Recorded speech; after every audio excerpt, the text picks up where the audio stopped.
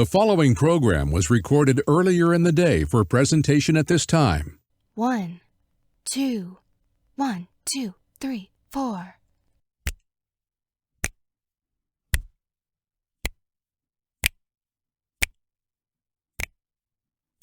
Hi, Hi, how are you? just fine. Let's have have a late night conversation. How's my hair? It looks great. What clothes should I wear? What you got on is fine. Let's have a late night conversation.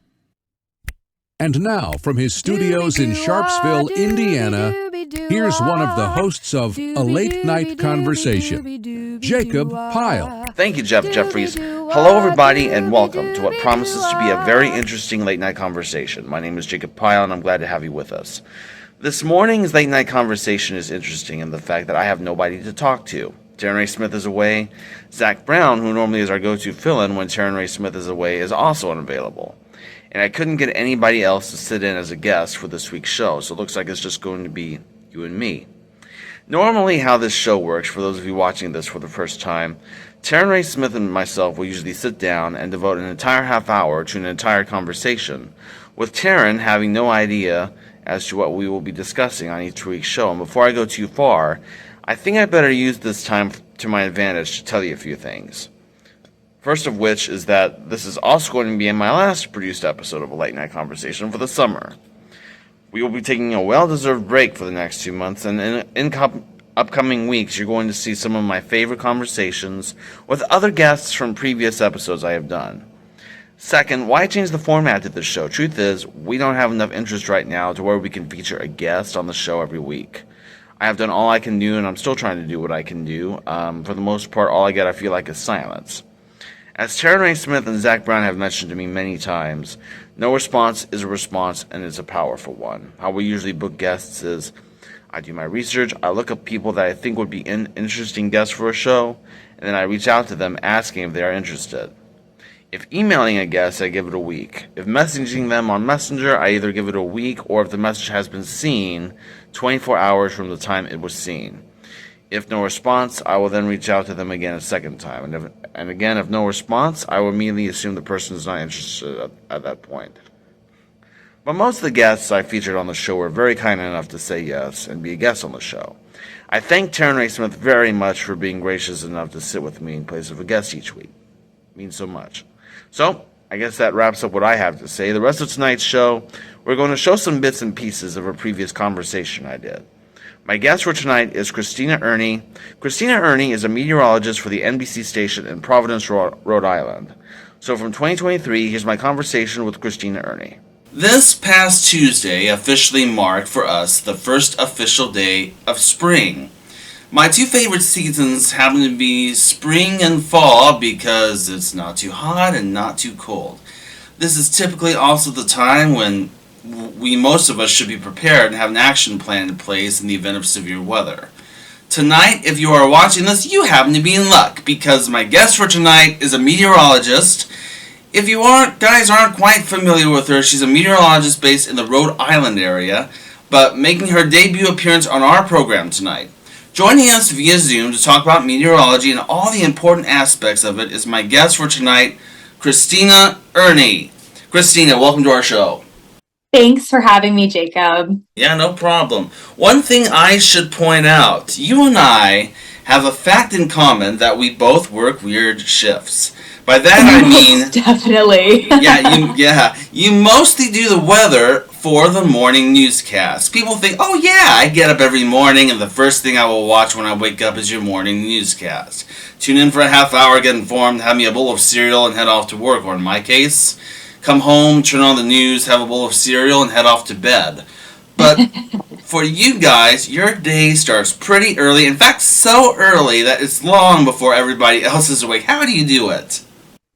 It is definitely something that you have to train your body for, and it takes years. I've been doing it for almost 5 years, the early morning shift. So it's something that takes a lot of patience on the part of your family, getting used to, your scheduling changes. But I wake up at 2 o'clock in the morning because our programming starts at 4:30 in the morning. Our station is WJAR in Providence, Rhode Island. So 4:30 in the morning is when we go on air. So before that, not only do I have to put together my forecasts, but I also have to do my hair and makeup. I have to do mic checks. I have to do a couple recordings for later in the day. So my day starts long before that 4:30 a.m. time frame. So I have to give myself plenty of time beforehand, and that kind of leads me into going to bed obviously early, like you're familiar with, but I'm able to spend time with some of my family and still kind of communicate with my friends. I end up taking a big nap in the middle of the day, so between about 1 and 4 o'clock I am completely asleep in the afternoon.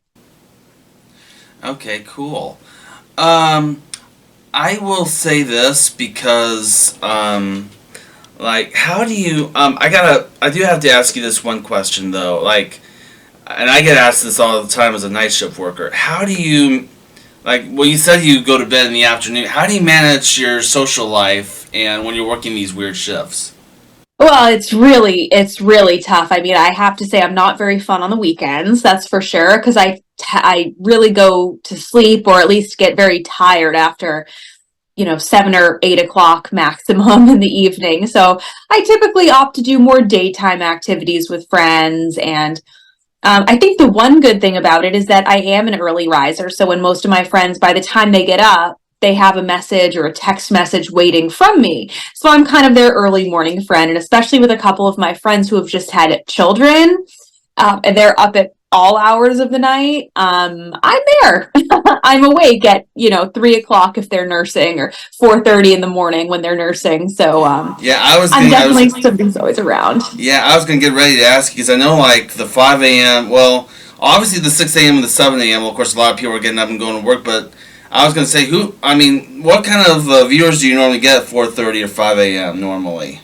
We have a surprising a lot of viewers at that time. It's usually a lot of older people who like to get up very early, or people who do have to go into work by 7 o'clock. If a business opens at 7, or if a coffee shop opens at 6 or 7 o'clock in the morning, they're getting up at that time frame. We do have overnight people who are going to sleep at that time. But if you think about diners and cafes that are open at 6 or 7, there's all employees there, doctors who might start at 7 o'clock in the morning. So that's our clientele. And you'd be surprised, I think, how many people in recent years have opted for an earlier morning lifestyle because since COVID, oh, there's my cat. Since COVID and after COVID, I think a lot of people have decided to go to the gym earlier in the morning, and maybe work out before work or before school. So that's the kind of clientele we have. All right, so going back to the topic of weather, what made you interested in getting into the wonderful world of weather? Well, one of the things that I really liked about weather to begin with is that I've just always loved science in general. My father was in the Coast Guard, and he would go out on ships for 6 weeks at a time when I was very young. And so I was always very interested in the ocean, climate science around the coastlines. And I live in Rhode Island, so we're surrounded by water everywhere you turn. And so I've always had that passion. When I went to Boston University for college, I knew I wanted to get into communication. So initially I went to be a reporter, but when I was interning at a local TV station in Boston, I was speaking to a meteorologist who urged me to get into meteorology. He said, if you love science as much as you do, we need more women in science. And he said, you would be welcomed with open arms if you became a meteorologist, because they are just really searching for more women. So I was actually a reporter up in Bangor, Maine, very, very far north, for a couple years while I was also getting my meteorology degree at the same time. And it kind of took off from there. Cool. Now, the majority of our time together tonight is going to be learning about weather, myths and facts about stuff like tornadoes and severe weather. We might even, if we have time, delve into severe weather related stories that I have heard of and maybe get your thoughts on. So I think the question here says, so first off, tell us about what it's like to be a meteorologist. You already told us about that. So, I know the answer to this, but just to kind of educate the viewers a little bit here, what is the difference between a watch and a warning? That's a fantastic question. Some people actually have really good descriptions of it on like TikTok and stuff too. A lot of videos are kind of taking off about it. A watch basically urges you to understand that the pieces are in place for the potential for severe weather. So the storm has not come together yet, but there are certain pieces of the storm that are readily available in the atmosphere. So a watch is basically saying this could happen because we've got these few things in place. For instance, for a tornado, a watch would say, okay, well, we're seeing instability in the atmosphere. We're seeing our winds pick up. All we're waiting for is that rotation, and then we would issue a warning. So a watch is such that the pieces exist, and then a warning is that these pieces that exist together right now, so you need to take shelter. So even in the case of not even necessarily just a tornado, we have winter storm watches and warnings. We get the watch when we know that there's a lot of cold air. We know that there's the potential for snowfall. We might just not know how much snowfall. And so that warning is then issued when we're closer to the event and we know exactly what those final pieces might be. And I mentioned TikTok because there are a lot of people taking to social media to kind of explain this to viewers. And one way is by donuts, believe it or not. When you see like a blank donut, I don't even know what you would call like just a normal plain donut. Just a glazed donut, original donut, something like that. Yeah, like without any toppings, even without the glaze. You've got the donut, you've got a pile of sprinkles, you have a pile of icing. That's what a watch would be. But when you have the actual donut with the whole glaze situation and the whole sprinkle situation all together, that's the warning. Now, let's talk. I want to talk about. There's a video. I wanted to get your thought on it. This is a perfect example of take the warning seriously when you hear a tornado warning. Okay. When there was a video, it was an ABC affiliate in Ohio, and this destructive tornado, there was this big, dangerous, destructive tornado that touched ground, and it was in the middle of, and they were showing the Bachelor. You watch The Bachelorette, don't you? Yeah, I actually do, yeah. Yeah, they were showing The Bachelorette. And then all of a sudden, and I'm going to do my best radio announcer's voice here, they come on in the middle of The Bachelorette and they say, "We interrupt this regularly scheduled program to present this weather bulletin." And this guy comes out and says, "Okay, everybody take shelter now. This isn't..." And yet all the people on social media were commenting, "Put the Bachelorette back on, put the Bachelorette back on." And the weather guy literally snapped. And he was like, "No, we're not going back to your program. This is serious business we're talking about here." Have you seen that video? I've seen it, yeah, and I've seen a lot of things like it. There's been a couple times during big sporting events that has also happened, and yeah. Yeah, I kind of understand the feeling. When I was a kid, and I'm sure you were the same way, when you were home from school or something, you would turn on The Price is Right or something like that, and then they would always interrupt, like if the president's got something to say or whatever, they will always break away during The Price is Right, and I was like, yeah, so I kind of get the feeling, but again, take the warning seriously. Absolutely. I think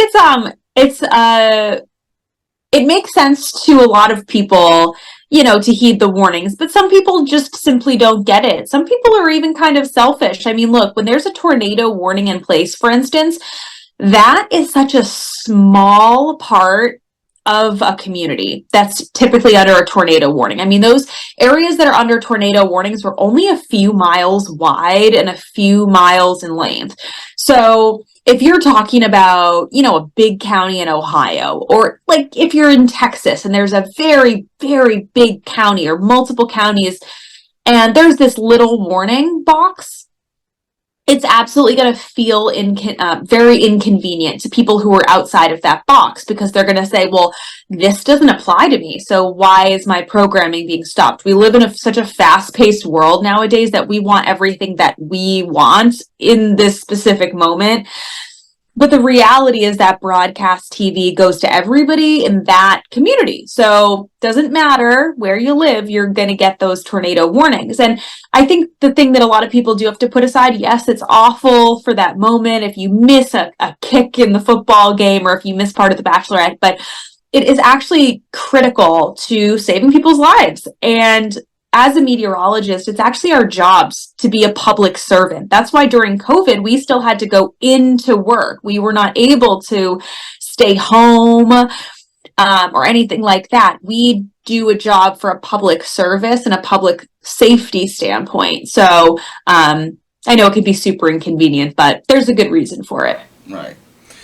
All right. I want to talk about I want to talk about obviously severe thunderstorms. I mean, you should be aware of severe thunderstorms too, but I especially want to hit tornadoes. So let me explain to you my little, and what to do. If a tornado warning is issued for your area. First of all, let me explain to you my situation. Maybe you can kind of help me out. So I live upstairs in this 2-story duplex in Noblesville. Okay. So I don't really have a place to go shelter, like nearby or whatever. What would you do if you were in my situation? So the first thing that I would recommend is go into the most innermost part of whatever floor you're on. So if you're not able to get into a basement space, if you're not able to get to the first floor, then whatever the central most room is in your space, get there, away from any windows and doors, because we know that tornadoes or high winds or flying debris can break windows. So you want to get away from any kind of windows and doors and get to the most innermost part of your house. You can also go in the bathtub. Sounds kind of silly, but you're surrounded typically by ceramic or very sturdy material compared to maybe bureaus that could fall over or picture frames that could come off the wall. So interior-most part of your house, no windows, no doors, bathroom, no water running. All right, cool. Now, the reason why I wanted to bring up this whole earlier when I said this whole we interrupt this program, all that. I was I don't share anything private outside of here, but I wanted to say that I appreciate, like I told you this before we taped you, I appreciate what you guys do every day as weather people. And when we were originally going to do our little meeting earlier, but we had to postpone which I understood completely, because there was a snowstorm that was hitting the Rhode Island area. Tell us about the snowstorm first and foremost. So this was a good one. It was back in late February, and as kind of a refresher for those who might not know about the Northeast, typically we get some pretty good nor'easters. We get a lot of snow. Typically we see anywhere between like 20 and 35 inches of snow a season. So that's the 3 months of December, January, and February. But last winter, 2022 to 2023, we got 10 inches of snow total for the whole season. It was an incredibly dry season. So this year, any little bit of snow, people have been getting very excited about. So back in February, we did get a pretty good snowstorm. And it was right before Valentine's Day. It was the day before Valentine's Day. And we got anywhere from low end 3 inches to 9 or 10 inches in some spots. And it was what we call a classic nor'easter. A nor'easter is northeasterly winds. So it's typically a coastal low pressure system that grazes our south coastline, and then it continues up towards the Gulf of Maine. And those northeasterly winds wrap back into Massachusetts and Connecticut and Rhode Island and even parts of New Hampshire, brings additional snowfall and really high winds. So that's pretty much what we saw. It was a one-day hard hitter. The only issue with this snowstorm was the track changed kind of last minute. This doesn't happen very often, but in this case, it did. Meteorology is an imperfect science. We've learned so much in the past 30 to 50 years, but it's still not perfect. So the track changed last minute, and a lot of people in Boston were very disappointed because they were forecast to get a lot more snow than what they actually got. But Rhode Island got crushed. How much snow did you guys end up getting? You remember? We got this. The city of Providence got between 6 and 7 inches, so half a foot. And remember, I mean, we were coming off of a season where we didn't get any snow, so anything sounds big to us. And we were looking forward to it too. So yeah, it wasn't like a foot or two, but everyone was pretty psyched about it. Some communities, though, did get closer to about 12 inches. I think the maximum was around 10.5. So it's pretty good across Rhode Island. Massachusetts ended up only getting a trace to a couple inches. Well, that's good. So we still got about 45 seconds left before we have to take this first break. Just real briefly off the top of your head, what was your favorite weather story that you've covered? Ooh, that's a good one. So I was working in Albany, New York for a while in a mobile storm tracker van at one TV station. And there was a time we were covering a severe summer storm. So there were a couple tornadoes, some high wind, and I was in the mobile storm tracker when we were trying to chase down a tornado. And there was golf ball sized hail that was hitting this vehicle, and it was pretty terrifying. I was on air at the time that we were driving, and it was pelting the van, and you couldn't even really hear my voice over the roar of the hail. It was cool. Now we were going to talk about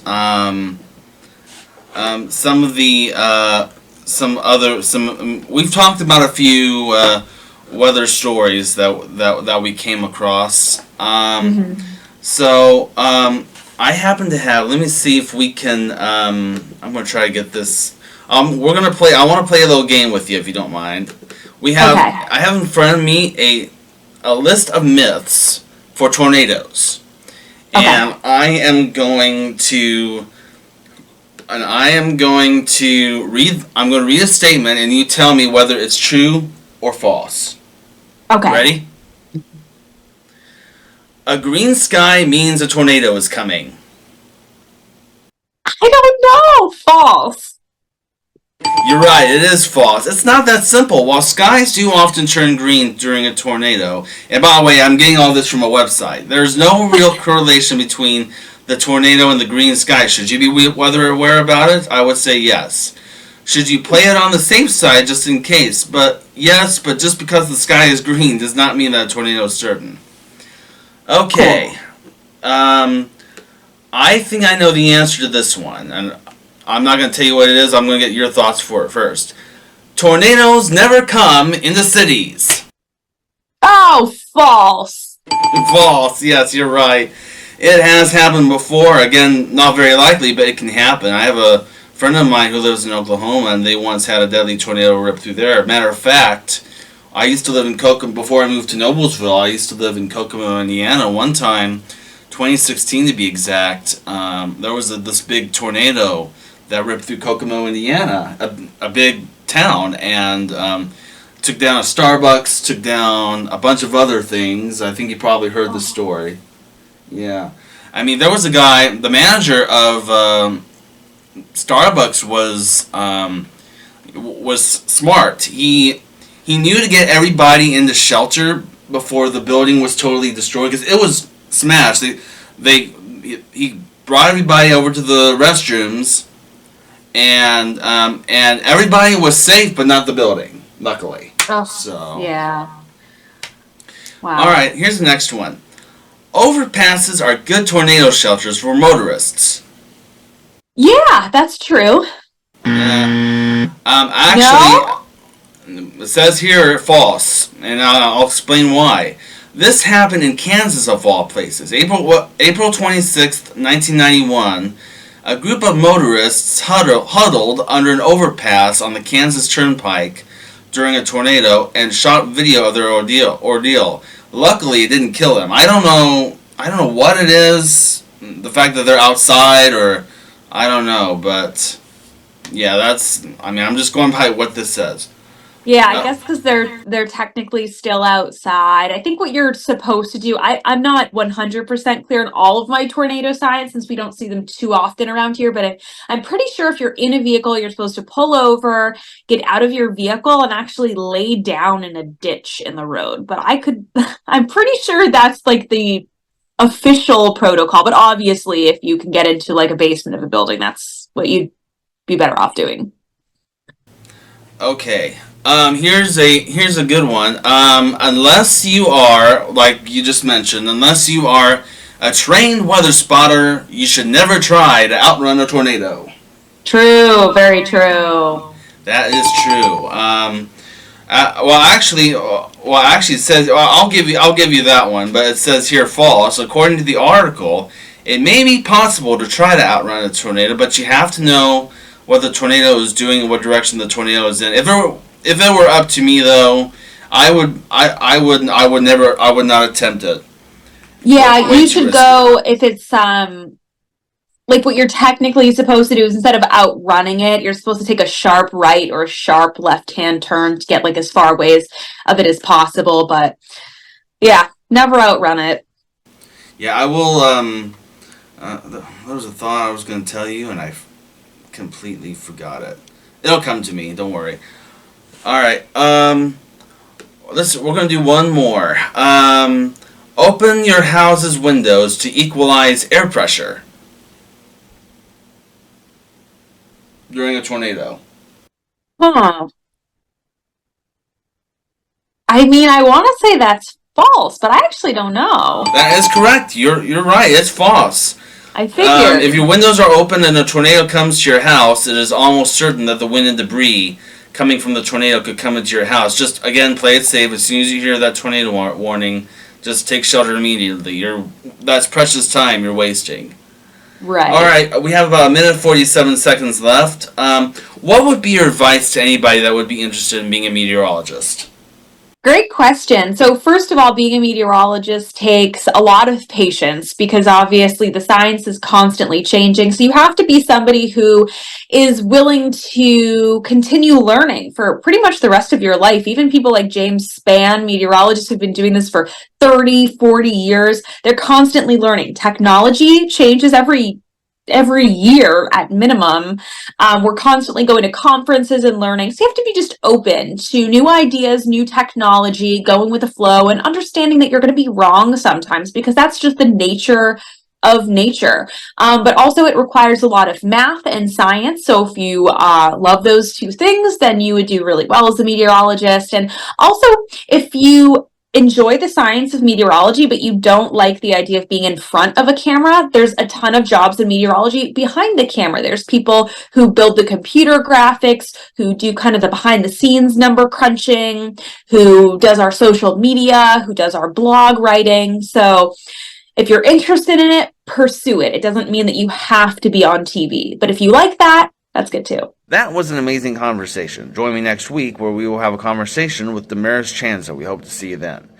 From my studios in Sharpsville, Indiana, I'm Jacob Pyle. And as we always say around here in closing, if you hear someone snapping their fingers in the middle of a Saturday night, don't worry. We're just snapping our fingers to the beat of another late night conversation. Thank you all for watching. Stay safe, and goodbye, everybody.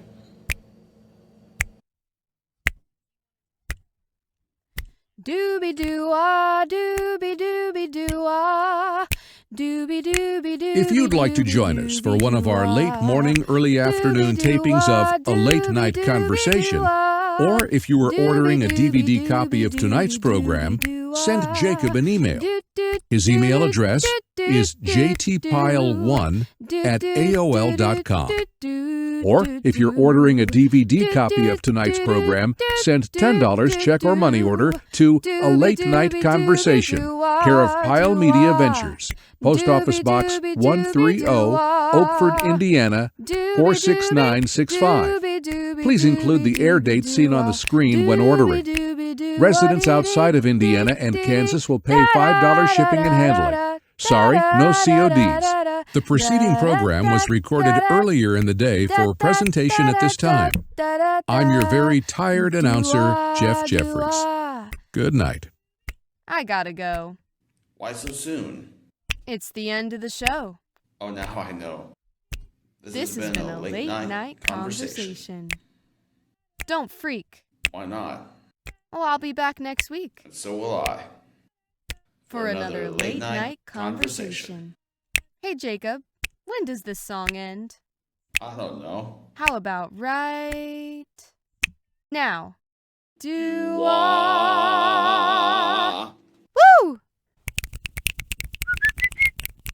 Yay, that was fun. See you next week.